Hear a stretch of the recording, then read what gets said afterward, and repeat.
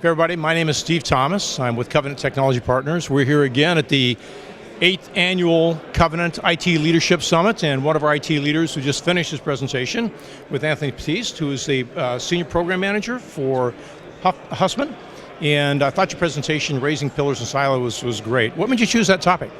Well, one of the things that we oftentimes do is we focus on all the things that we do in technology, but we don't spend enough time building bridges with our internal customers.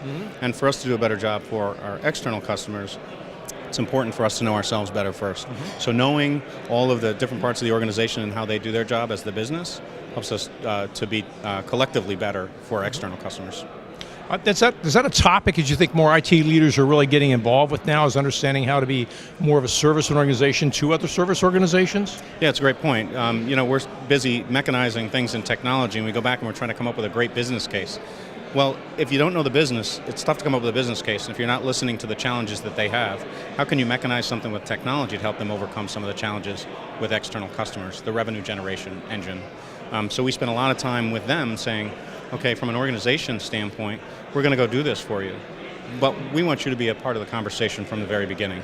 Right. And when you include them from the very beginning, we achieve much more success.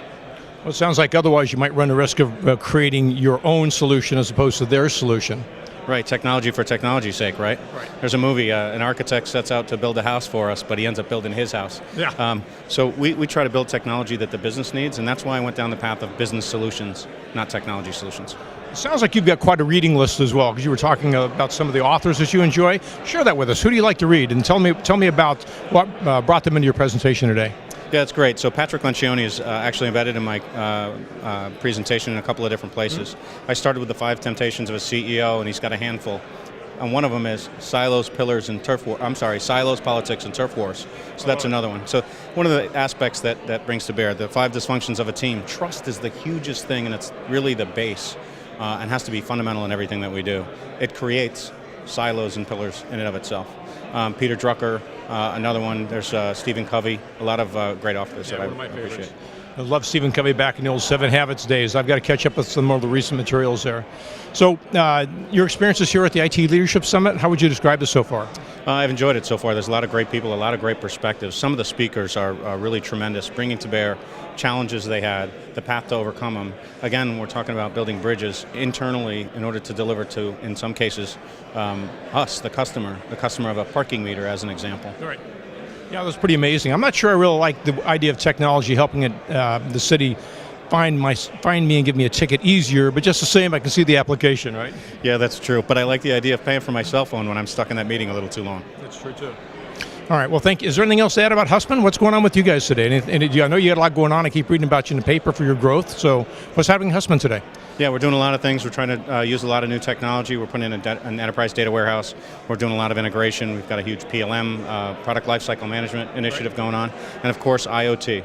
We want our systems and our cases, when we put them in the customer sites, to be able to phone home when they're starting to have a problem, not when they fail.